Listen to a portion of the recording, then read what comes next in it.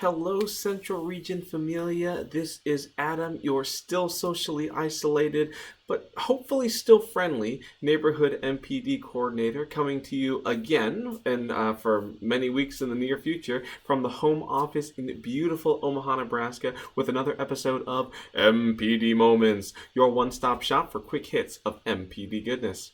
First up, as always, here's some housekeeping. This is the way. Esther has graciously extended her offer to write, print, stuff, and stamp your end of the year asks to this Friday, the 27th.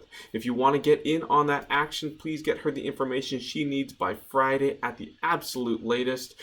All the info is in the email that she sent a few weeks back, so please check your inboxes for that.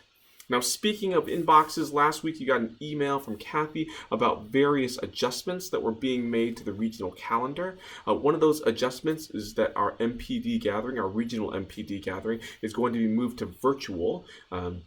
It's going to be a virtual gathering as opposed to an in-person gathering, which is what we had planned. Now, please be on the lookout for more details regarding that, but the most important thing for you to know right now is that that MPD gathering is still on. It'll just be in a different form, so keep your calendars clear. Please plan on being with us virtually during that same time block. Okay, now on to this week's MPD moment.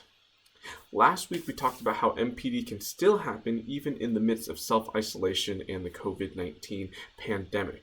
And the MPD that I was talking about specifically last week was in the areas of engagements and asks and follow-ups. Today, I want to focus on one of the most overlooked but still crucial parts of the MPD cycle, which is partner care.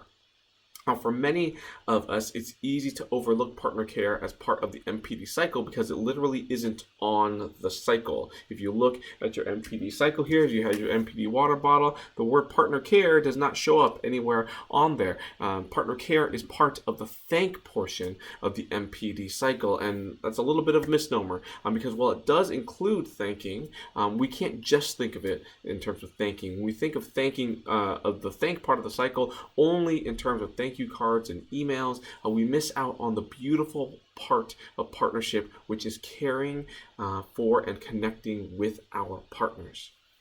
Right now, given mandated social isolation, many of our partners are stuck in their houses with very little interaction with the outside world. Our extroverts are going crazy right now, I promise you this. Now, if they're older or maybe have a respiratory issue or immunocompromised in some way, they may also be feeling scared or worried about their health. Calling, emailing, texting, messaging, driving by their house, doing any of those things with our partners just to check in on how they're doing is not only good kingdom work, it's not only loving our neighbor, it's not only a blessing to our partners, it's also good MPD.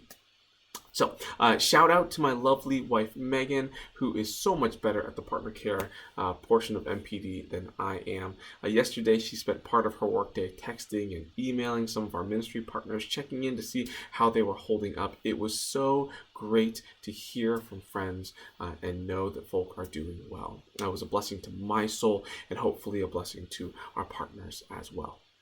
So if you're wondering how to engage in some good MPD this week, now that you have a little more free time on your hands, do some partner care.